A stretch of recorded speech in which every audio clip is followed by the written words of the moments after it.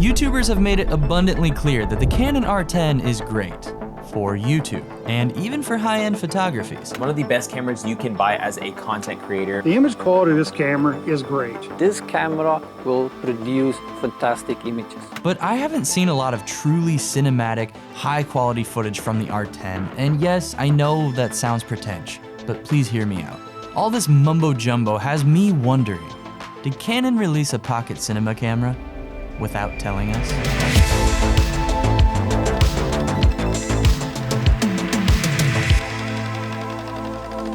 Alright, so I got my grubby little fingers on an R10 with my own dang monies, but before we go out and get some cool test footage, there are two major flaws that are holding the R10 back from being a pocket cinema camera. Flaw number one, lack of log. The R10 does not come with a flat profile like C-Log 2 or C-Log 3 that would give us that high dynamic range, cinematic, creamy footage that we're all craving. Yes, you can use the natural profile and lower the saturation and contrast all the way, but I want to go full lumberjack mode with this camera and get me some logs. Flaw number two, low light. The R10 has an APS-C sensor, which means it's not going to be able to compete with full frame cameras in terms of low light and shallow depth of field.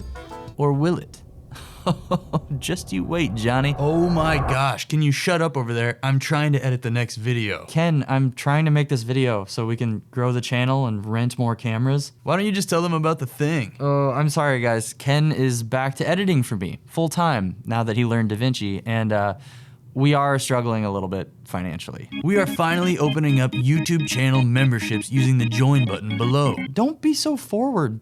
Butter him up a little bit at least. No, this is long overdue. We have two different tiers you can join. The first one is called Production Assistant. If you join this tier, your name will scroll at the end of every single video, and you'll get a cool loyalty badge by your name, plus some custom emojis. Tier 2 is called Editor, like me. Right you are, Kenny. This tier gives you access to the raw footage and photos from all of my upcoming reviews, including this one. So if you're interested in messing around with photos and videos from cool cameras, this is the tier for you. Plus, you get the perks from the first tier as well. That sounds pretty cool. How do I join? Who is that guy? I have no idea. There's a join button right below the video next to the subscribe button. Just click join to join a tier. Okay. And I want you to click it so hard it makes your booty pop. I can twerk pretty good. Can we sell that? No. Actually, if this membership thing doesn't work out, I might take you up on that. Fair enough. Hey, you got yourself a deal. All right, Ken, let's fix the R10's flaws. Yeah. For the lack of log, there is a solution. There's a website called technicolor.com that makes a free flat profile for Canon cameras that don't have log. This profile is called CineStyle. So step one is to download CineStyle onto your computadora. Step two was a little bit tricky for me, but I ended up making it work. You need a program called Canon EOS Utility to upload this new CineStyle profile into your camera. I tried multiple versions of EOS Utility that were not working for me, and eventually I found out that if you go to the Canon 80D's software and download page, there's a version of EOS Utility 3 in there that works with the R10. Keep in mind that I'm using an M1 Pro MacBook, so maybe that's where the wires got crossed and things got a little wild, but just in case you guys run into problems, I wanted to toss this solution out there. All you do is connect your camera's USB hole into your computer, open EOS Utility, click on the custom color profile section, and that's where you upload the CineStyle file. Bada bang, bada boom, problem one is solved. But what about the low light issue? I got two words for you, champ. Cinema lenses. I rented two beautiful cine lenses for this review. The first one is the Laowa 15mm T2.1. And the second one is the Midicon Zongi 35mm T1 Speedmaster cine lens.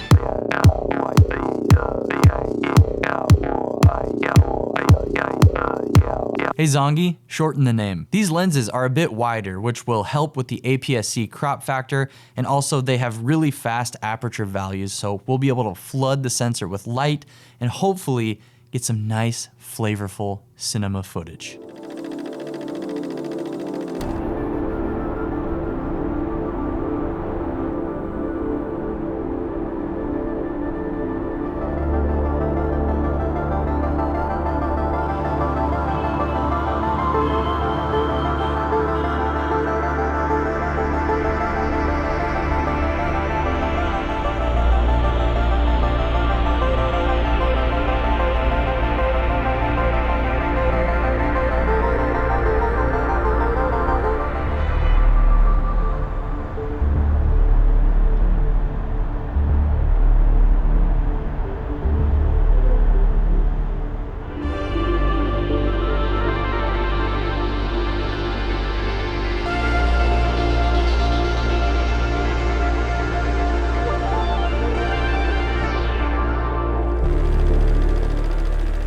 right, you saw the footage, you're an adult, you can make up your own mind on what it looks like, but I do have some thoughts, so let's start with the good about the R10. First, the battery life is actually pretty dang good, especially considering how tiny these batteries are.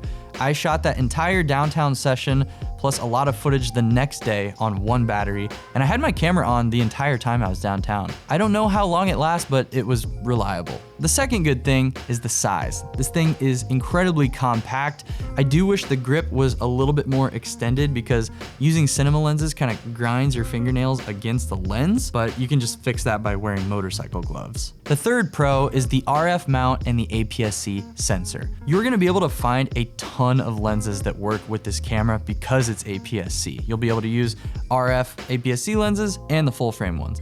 And we always obsess over full frame on YouTube, but as you can see from this footage, you can get insanely shallow depth of field footage using an APS-C sensor. You really don't need full frame to get beautiful images, so just get that myth out of your mind. And the last pro I'll mention is the footage. It looks great. The 4K 24, the 4K 60. This was my biggest concern going into this video. Was the footage actually going to look good? And I think yes, especially with this CineStyle profile, I was getting results that I was really happy with. In Resolve, I was able to push these files relatively hard without them falling apart. Canon's colors paired with these soft cine lenses was a treat to work with. I was genuinely surprised by the quality of the R10's footage, especially when you consider the fact that right now, this camera is $879 brand new. I'm sad to say this, but there's a 4K 60 crop. I'm tired of cameras having it. I've been saying this. We gotta get rid of it, man. There is a significant crop when shooting in 4K 60, which also brings up another issue, which is the stabilization in this camera. You can get decent results if you're standing really still, but moving around a lot, running and gunning, you're gonna start to see some jello, which I think is rolling shutter from the sensor paired with the stabilization. You just have to be really careful with movement on this camera. One way to fix that would be to rig this camera out with a cage, top handle, monitor, microphone, all that stuff, but then you lose that pocketability that was kind of the whole point of this video, so it's just up to what you need. There is a better mode of stabilization in this camera called Enhanced, but that adds even more cropping onto your image. And if you put that on top of 4K 60, you're basically shooting 800mm. Please don't quote me on that. There's just a lot of cropping going on, and I'm kind of peeved off about it. Another con would be the dynamic range in high contrast situations. Like if I'm filming myself inside and there's a window behind me, you bet your butt cheeks that thing's gonna be blown out. This is a normal struggle for pretty much every camera, but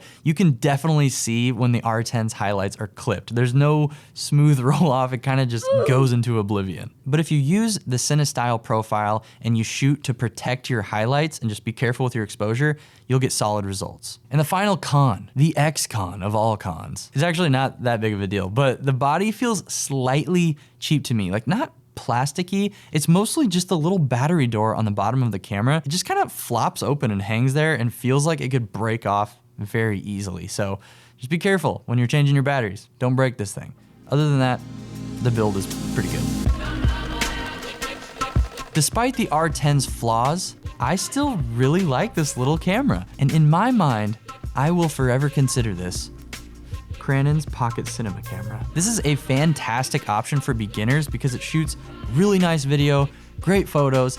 It's also great for content creation, so it's just kind of a workhorse. But I also think this camera will be genuinely great for people who need a little travel cinema camera or even a B camera for the R5, the R5C, the R6 Mark II, and so on. All right, so if anything I have ever made has helped you or encouraged you or made you gig, maybe consider becoming a channel member. I gotta be honest with y'all right now, it's very difficult financially to keep up with renting and finding this gear.